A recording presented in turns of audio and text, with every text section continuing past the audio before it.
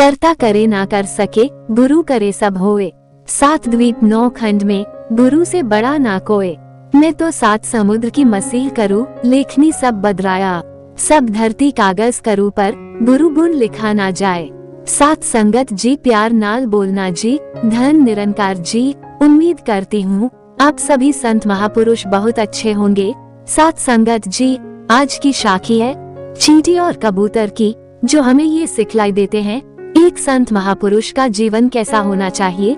7 संगत जी चलिए आज की साखी शुरू करते हैं। 7 संगत जी तपती दोपहरी में प्यास से बेहाल एक छोटी सी चींटी पानी की तलाश में भटक रही थी।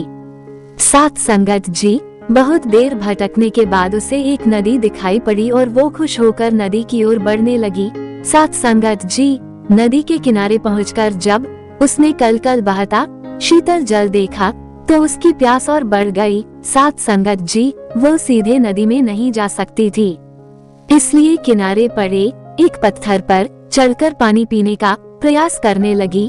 7 संगत जी लेकिन इस प्रयास में वह अपना संतुलन खो बैठी और नदी में गिर पड़ी। 7 संगत जी नदी के पानी में गिरते ही वह तेज धार में बहने लगी। उसे अपनी मृत्यु सामने दिखाई देने लगी। तभी कहीं से एक पत्ता उसके सामने आकर गिरा। किसी तरह वह उस पत्ते पर चढ़ गई। 7 संगत जी वो पत्ता नदी किनारे स्थित एक पेड़ पर बैठे कबूतर ने फेंका था, जिसने चींटी को पानी में गिरते हुए देख लिया था। 7 संगत जी और उसके प्राण बचाना चाहता था। पत्ते से साथ बहते हुए चींटी किनारे पर आ गई और कूदकर सूखी भूमि पर पहुंच गई। 7 संगत जी कबूतर के निस्वार्थ भाव से की गई सहायता के कारण चींटी की जान बच पाई थी। वो मन ही मन उसका धन्यवाद करने लगी। 7 संगत जी इस घटना को कुछ ही दिन बीते थे कि एक दिन कबूतर बहेलिये के द्वारा बिछाए जाल में फंस गया। उसने वहां से निकलने के लिए बहुत पंख फड़फड़ाए, बहुत जोर लगाया। 7 संगत जी लेकिन जाल से निकलने में सफल न हो सका। बहेलिये ने जाल उठाया और अपने घर की ओर जाने लगा।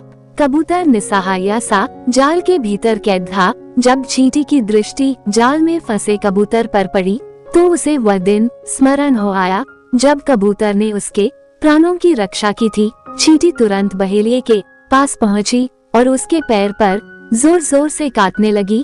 बहेलिया दर्द से छटपटाने लगा। जाल पर से उसकी पकड़ ढीली पड़ गई और जाल जमीन पर जा गिरा। 7 संगत जी कबूतर को जाल से निकलने का अवसर प्राप्त हो चुका था। वह झटपट जाल से निकला और उड़ गया। 7 संगत जी इस तरह चींटी ने कबूतर के द्वारा किए गए उपकार का फल चुकाया। 7 संगत जी कहने का भाव यही है कि गुरसिख का जीवन चींटी और कबूतर की तरह होना चाहिए। कर भला हो भला। संतों पर किया गया उपकार कभी व्यर्थ नहीं जाता, उसका प्रतिफल कभी ना कभी अवश्य प्राप्त होता है। इसलिए हमेशा निस्वार्थ भाव से संतों की सहायता करना चाहिए। महापुरुषों जी अगर चैनल पर पहली बार आए हैं तो माता जी के रहमतों का पात्र बनने के लिए लाइक, शेयर, सब्सक्राइब करना न भूले। प्यार से बोलना। धन निरंकार जी।